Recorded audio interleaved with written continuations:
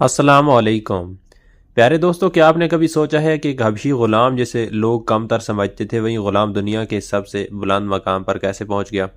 وہ جسے زمین پر لوگ حقیر جانتے تھے، اللہ نے اسے آسمانوں میں مقربین میں شامل کر دیا۔ وہ جسے انسانوں نے غلام بنایا، اللہ نے اس کے قدموں کی آہٹ جنت میں سنا دی۔ آخر ایسا کیوں ہوا؟ کیا صرف اس کی رنگت، نسب یا دولت کی کمی اسے کمزور بنا سکتی تھی؟ اگر ایسا ہے تو پھر اللہ نے اسے غلامی کو اسلام کی سب سے مقدس اذان دینے کے لیے کیوں چنا؟ ہم کون ہیں اور ہم کیا کر رہے ہیں؟ کبھی ہم نے خود سے یہ سوال کیا ہے کہ ایک غلام کو اللہ تعالیٰ نے اتنا بڑا مقام دے دیا، اور ہم جو آزاد ہیں اور ہمارے پاس ایمان، دولت، علم اور ہر سہولت موجود ہے، پھر بھی ہم اللہ کے کتنے قریب ہیں؟ کیا آج ہماری آواز بھی زمین سے عرش تک پہنچتی ہے؟ اور کیا ہماری عبادت، ہمارا تقوی، ہمارا کردار اتنا بلند ہے کہ اللہ ہم سے بھی راضی ہو جائے، یا ہم صرف دنیا کی خواہشات میں کھو گئے ہیں؟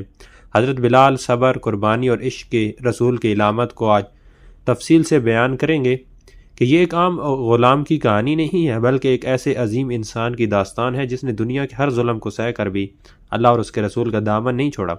ایک حبشی غلام جسے سخت گرمی میں مکہ کی تپتی ریت پر لٹایا گیا، سینے پر بھاری پتھر رکھا گیا، لیکن زبان پر صرف ایک ہی کلمہ تھا، احد احد، اللہ ایک ہے، اللہ ایک ہے۔ کیا ہمارے ایمان میں بھی وہی طاقت ہے؟ اگر آج ہم پر ذرا سا امتحان آ جائے تو کیا ہم بھی احد احد کہہ کر صبر کر سکتے ہیں، یا ہم دنیاوی فائدے کے لیے اپنا ایمان کمزور کر دیں گے؟ حضرت بلال کی قربانی ہمیں یہی سکھاتی ہیں کہ اگر ایمان مضبوط ہو تو دنیا کی کوئی طاقت ہمیں ہرا نہیں سکتی۔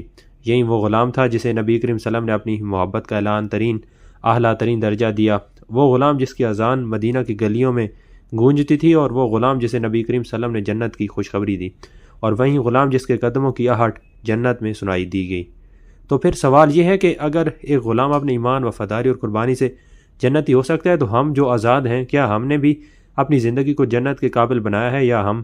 کیا ہم نے بھی کبھی اپنے نافذ، اپنے گناہوں اور اپنی کوتاہیوں پر غور کیا ہے، یا ہم صرف دنیا کے پیچھے بھاگتے جا رہے ہیں؟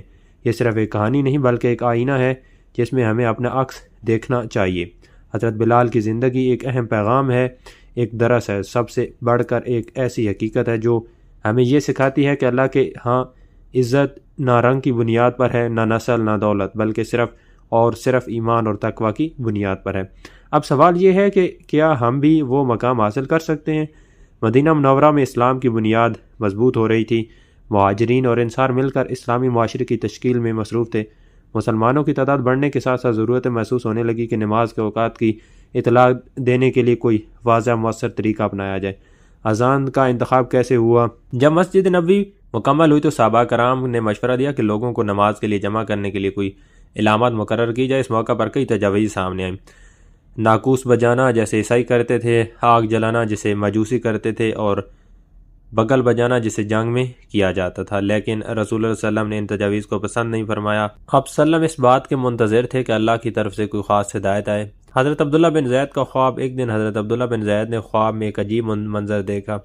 انہوں نے دیکھا کہ ایک شخص سبز لباس میں کھڑا ہے، وہ انتہائی خوبصورت الفاظ میں اذان دے رہا ہے۔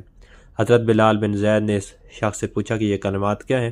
وہ شخص بولا کہ یہ اللہ کی طرف سے دی گئی اذان ہے جو مسلمان کو نماز کے لیے بلانے کا بہترین طریقہ ہے۔ جب حضرت عبداللہ بن زید بیدار ہوئے تو وہ فوراً رسول اللہ صلی اللہ علیہ وسلم کی خدمت میں حاضر ہوئی اور اپنا خواب بیان کیا۔ نبی کریم صلی اللہ علیہ وسلم نے مسکرا کر فرمایا کہ یہ سچا خواب ہے، جاؤ بلال کو یہ الفاظ سکھا دو کیونکہ ان کی آواز تم سے زیادہ بلند ہے۔ یہ ایک بہت بڑا اعزاز تھا۔ اذان دینے کا پہلا شرف حضرت بلال رضی اللہ تعالیٰ عنہ کو حاصل ہوا۔ پہلی اذان مدینہ کی فضائیں اللہ اکبر سے گونج اٹھیں۔ جب حضرت بلال نے مسجد نبوی کی بلند ترین مقام پر کھڑے ہو کر پہلی مرتبہ اذان دی تو پورا مدینہ اللہ اکبر کی صدا سے گونج اٹھا۔ لوگ گھروں سے باہر نکل آئے، صحابہ کرام کی آنکھیں خوشی سے نام تھیں۔ پہلی مرتبہ اسلام کے لیے ایک واضح اور منفرد اعلان ہوا۔ یہ تاریخ کا وہ لمحہ تھا جب اذان کو نماز کے اعلان کے طور پر ہمیشہ کے لیے مقرر کر دیا گیا۔ حضرت عمر کا خواب۔ جب حضرت بلال اذان دے رہے تھے تو کچھ ہی دیر میں حضرت عمر دوڑتے ہوئے نبی کریم صلی اللہ علیہ وسلم کے پاس اور عرض کیا کہ یا رسول اللہ، میں نے بھی اسی طرح کا خواب دیکھا۔ نبی کریم صلی اللہ علیہ وسلم مسکرائے تو فرمایا کہ یہ خواب واقعی سچا ہے۔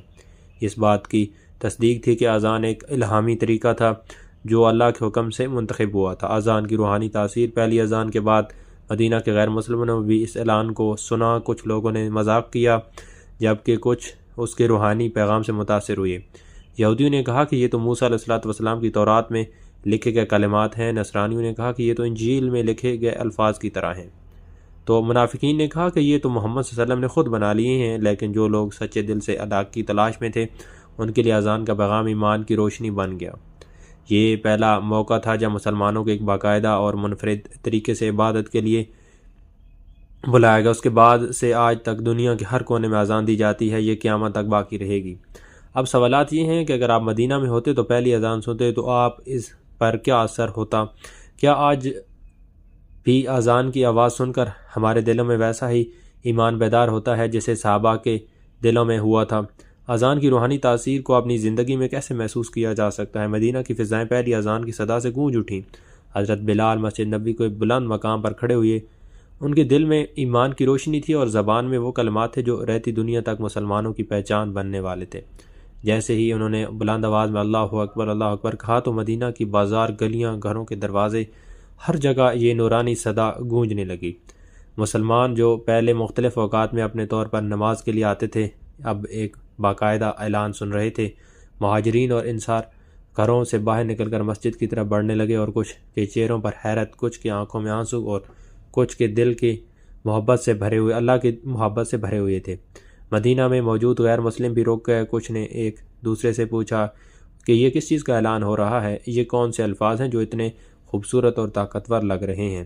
کچھ یہودیوں نے کہا کہ یہ تو موسیٰ علیہ السلام کے دین کے الفاظ جیسے ہیں۔ نصرانیوں نے کہا کہ یہ الفاظ تو ہمارے انجیل میں بھی ملتے ہیں۔ لیکن منافقین نے مذاق اڑایا، یہ تو محمد صلی اللہ علیہ وسلم کا نیا طریقہ ہے اور دیکھو کیسے لوگوں کو بلایا جا رہا ہے۔ مگر ان تمام باتوں کے باوجود یہ حقیقت تھی کہ مدینہ کی تاریخ میں یہ پہلا موقع تھا جب اسلام کی ایک منفرد پہچان دنیا کے سامنے آئی۔ حضرت بلال کی پرجوش اور گونجتی ہوئی آواز جب حی علی الصلاح حی علی الصلاح پر گونجی تو گویا ایمان کی لہر نے مدینہ میں موجود ہر شخص کے دل کو ہلا کر رکھ دیا۔ یہ صرف ایک اعلان نہیں تھا بلکہ اللہ کی طرف بلانے کا وہ طریقہ تھا جو قیامت تک جاری رہنے والا تھا۔